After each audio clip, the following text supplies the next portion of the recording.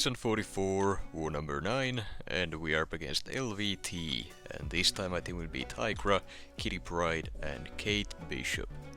I will be taking Path 1 in Section 1, Path 4 in Section 2, Kindred, Zemo, and Spidey Supreme minibosses, and finally Gorr there on the left side. Now, most of these fights will be with Kate Bishop as usual.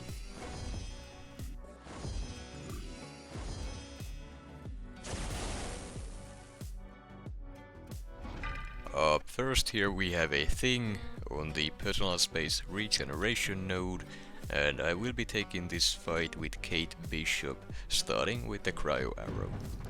Usually I would be using Tigra here against this thing, but I figured Kate Bishop would be just as fine of an option for it, and I wanted to give it a shot. Now, as I've said before, while taking plenty of shuri's on this path, or rather on this node, Kate Bishop doesn't have anything to counter the regeneration specifically, so you'll just need to play around it by keeping your distance or by simply out-damaging it. Kate Bishop kinda does both, but her damage output is not infinite, so you need to keep an eye on them to not let them stack up too high. The thing already here had 3 stacks of regen, so I had to back off for a little bit to let them fall off nicely, and the fight goes down here in just under a minute.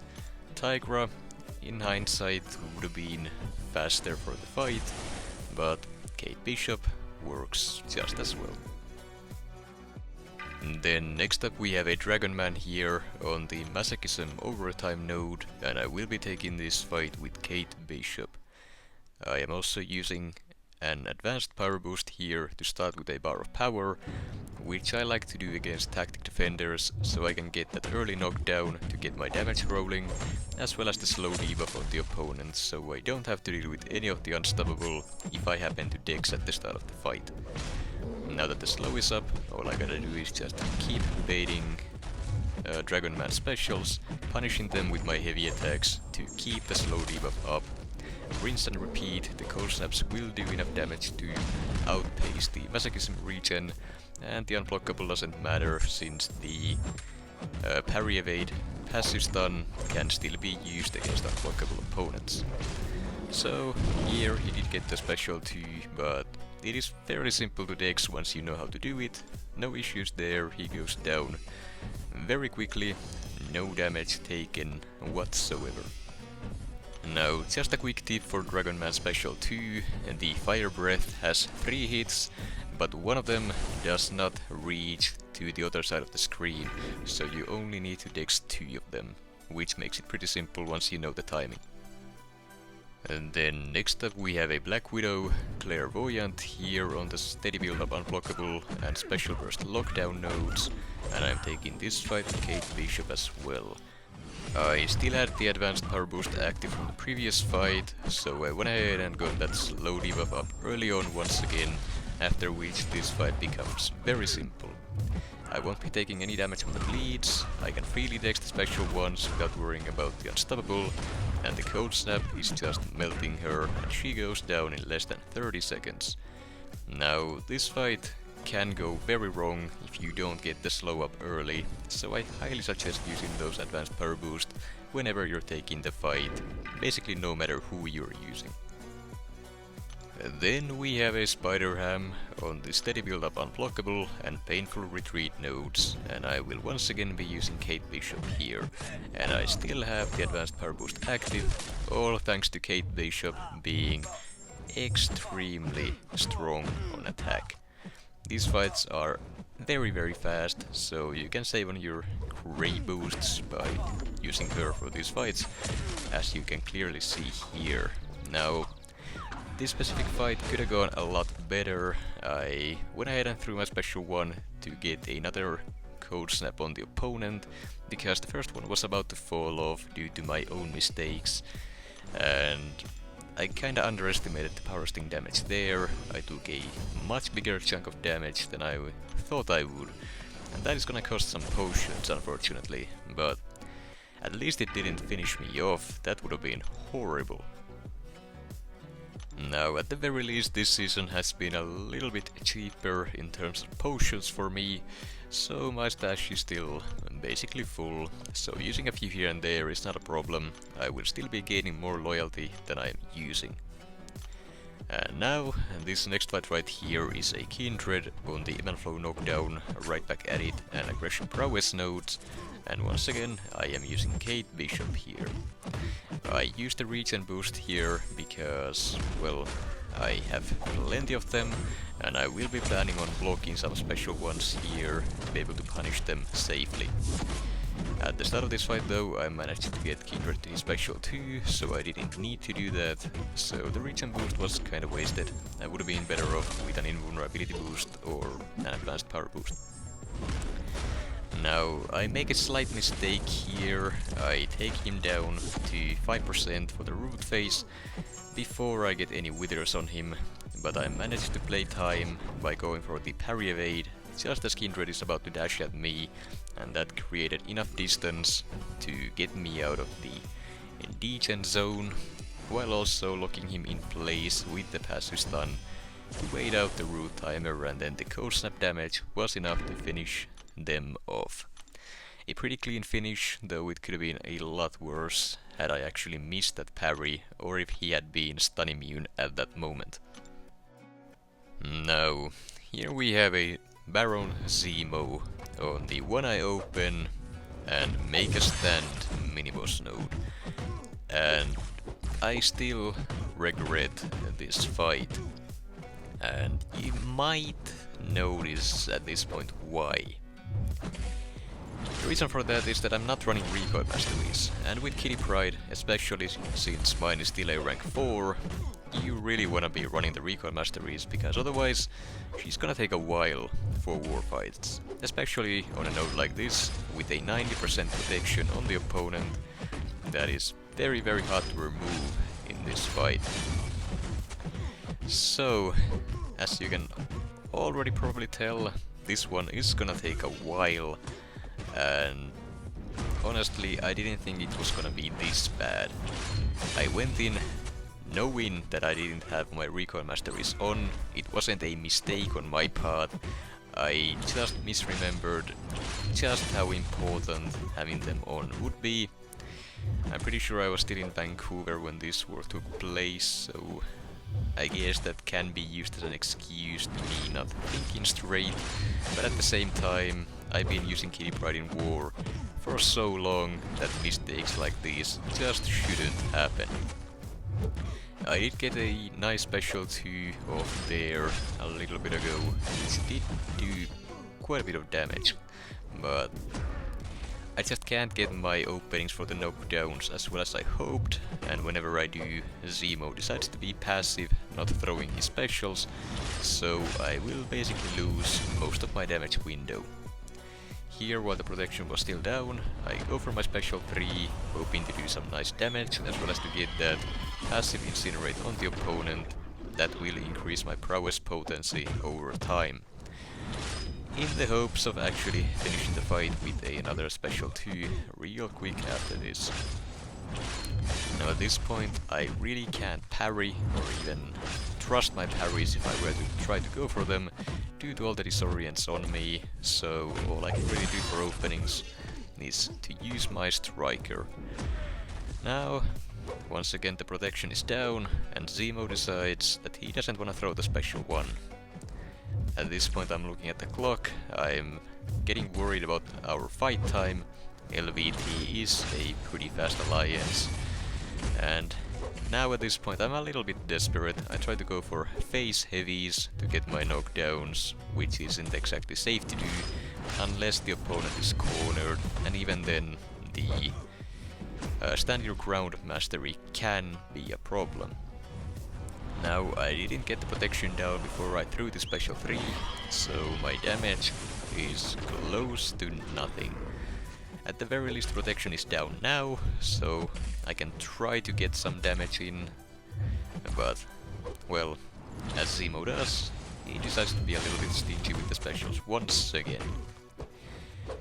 Just 11% left, over 3 minutes into the fight, and I'm just I don't know what to say. This fight should have been over in just about a minute with recoils on.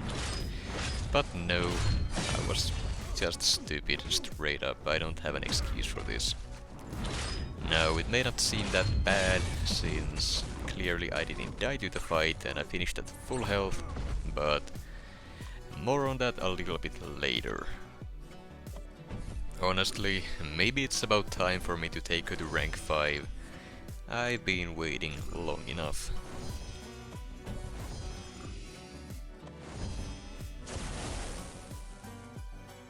And then, next up we have a Spidey Supreme here on the Hazard Shift Shock and Bleed along with Conflictor, and I am taking this fight with Kate Bishop.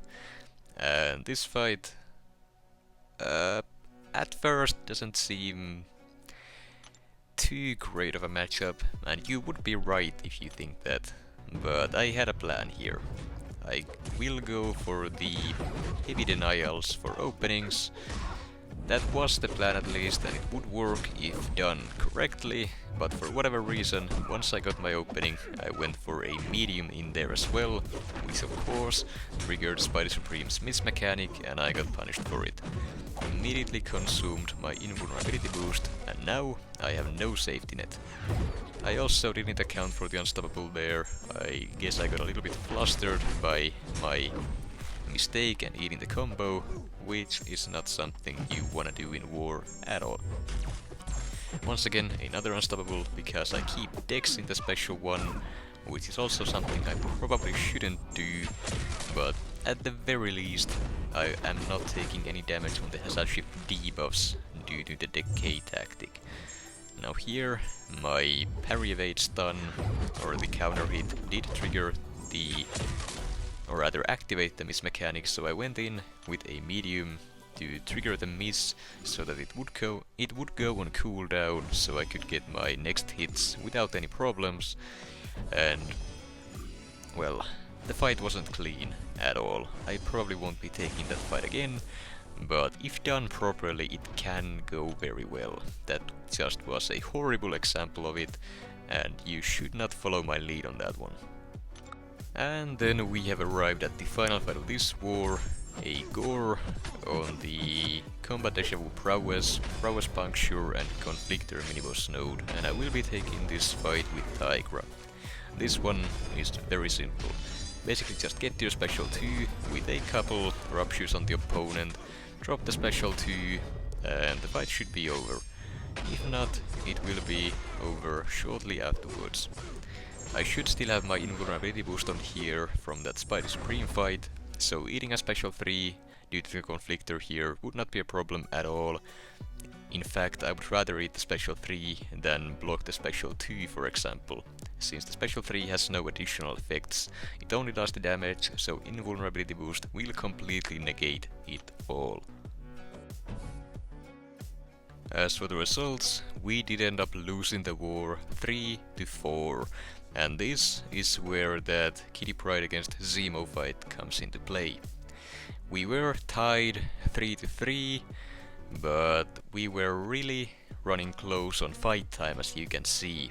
So we had to do something very risky against a photon boss in our BG to try to catch up on time, because otherwise we would lose just barely. So we had to send a Falcon for it with recoil masteries, and as you know, Photon completely removes the opponent's willpower mastery. So it was basically all or nothing, just go in, try your best and see what happens. If you get the solo, we win. If you die, we lose. If we don't risk it, we lose anyways.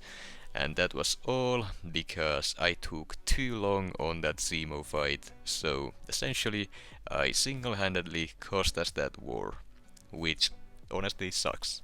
But what's done is done, not much I can do about it now except promise that I will never repeat that mistake again, and I'll be damn sure it won't happen again. And now that that's over with, we have war number 10 against Jedi Assassins, and this time my team will be the exact same as it was the previous war. I will be taking Path 5 in Section 1, Path 5 in Section 2, Werewolf and Gorr mini-bosses, as well as Mysterio there on the right side. Not as many fights this time around, but it is what it is. This is the plan that we came up with, and it's the plan that we are gonna follow. Now, this first fight here is a relatively simple Kate Bishop fight. I will be starting with the Cryo Arrow as usual, and not really much else special to say about this one. Since this is a tactic defender, I go ahead and I use the advanced power boost to start with a bar of power. I go for a combo into a special one to get the cold snap rolling early on, along with the slow debuff. Now at this point I go for another combo here to drop a second special one with that Fury passive still active for more damage. Now against Mangog I want to bait the special 2s instead of the special 1s. The reason for that is the special 1s ramp up his hatred charges, and once those reach 10, his special 1 will start triggering a buff that makes him immune to the cold snaps, and I don't want that to happen. So I'm gonna do my best to not let him do that. But as you saw there, I got caught in a bit of an annoying cycle of him just spamming his unstoppable heavy attacks, and I got cornered, and I did also eat a hit that will cost me some potions, but luckily I did manage to save myself from the corner there. I baited the special 2 and blocked it, instead of accidentally trying to dex it, which was the right thing to do. The fight went down without any bigger problems, but it didn't exactly go according to plan, and I should have played it a little bit more careful. Then we have an Ebony Maw here on the Ebon Flow Intercept node, and I will be taking this fight with Kate Bishop as well. And I do still have the advanced power boost active, but Ebony Maw at the start of the fight, while he is focusing, he will lower the opponent's ability power rate, so the power gain from the advanced power boost is a lot weaker than it would be against basically any other champion. That means I can't start with a bar of power, but I will be very close to it, or at least closer than I would be without it. I get the cold snap up with the passive fury from Ebb and Flow, just to increase the damage a little bit more, and now all I really gotta do is just spam heavy attacks in the corner, and just to top it off I did go for another special one for a second cold snap. Not really necessary, but it does speed things up. The degen that I triggered did not do any damage to me either, thanks to the decay tactic. Next up we have an Absorbing Man on the Ebon Flow Intercept and Mighty Charge nodes, and I will be taking this fight with Kate Bishop as well. And Absorbing Man is one of those slightly trickier matchups for Kate, since in Absorbing Man's Magma form he will be immune to Cold Snap, so I never want to bait a special 2 from him.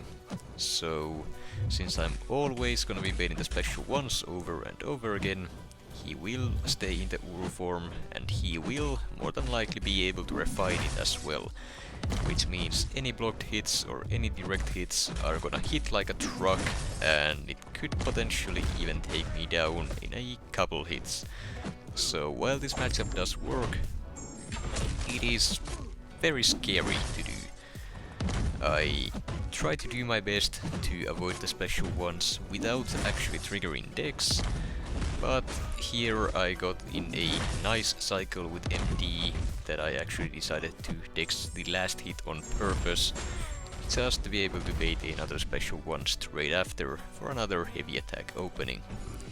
This fight went very well, could not have asked for better AI, and yeah, I am very happy with that. Then, next up we have a Werewolf by night on the Ebb and Flow knockdown, right back at it, and aggression prowess nodes. And I'm taking this fight with Kate Bishop. I do have a White Magneto pre-fight here to help me out with some more damage as well as those passive parry stuns in case I happen to need them. And at this point in time I didn't exactly know how to fight this guy properly, so it was a good thing that I got the pre-fight here. Any little bit of help, well, does help quite a bit. Now, I once again misplayed the Unstoppable from the Sugar Pill tactic, and that cost me my full invulnerability boost here, so now I have no safety net. All I can really do is just, well, play better and hope for no more Unstoppables, and everything should go fine. As you can clearly see, I'm still not all too good at knowing these guys' animations. At the very least, I had practiced dexing the special 2 and just knowing what it looks like so I wouldn't accidentally eat that one, since that is something you really don't wanna do. The ruptures on it hit very hard and I probably would have died right then and there if I had eaten that. No, the start wasn't pretty, but I did manage to turn it around pretty quickly, so I didn't take that much damage either, which is nice.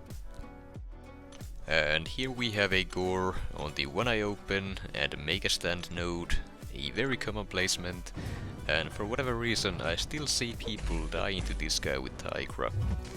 And all you gotta do is just forget about doing anything fancy, just do normal hits, get him to his corner, bait a special 1 for your knockdown, and then just drop a special 2, the fight should be over.